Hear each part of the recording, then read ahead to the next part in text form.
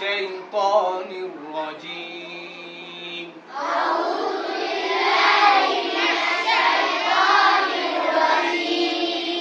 بسم الله الرحمن الرحيم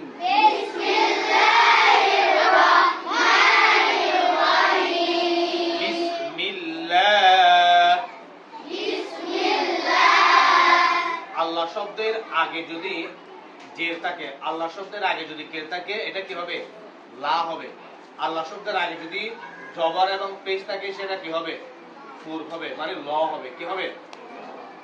বিসমিল্লাহির রহমানির রহিম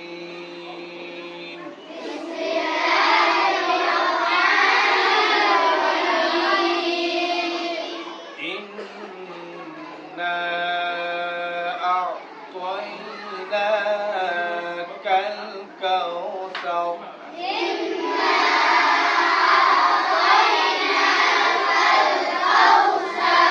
ফসল্লি লিরাব্বিকা ওয়ানহার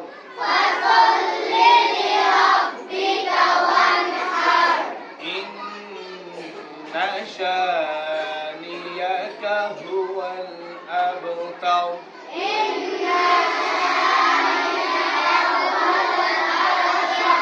আমি শেষের ইন্না টানি নাই, শুধু ওয়াজিব গুণাটা আমি একটু দীর্ঘ করে পড়ছি।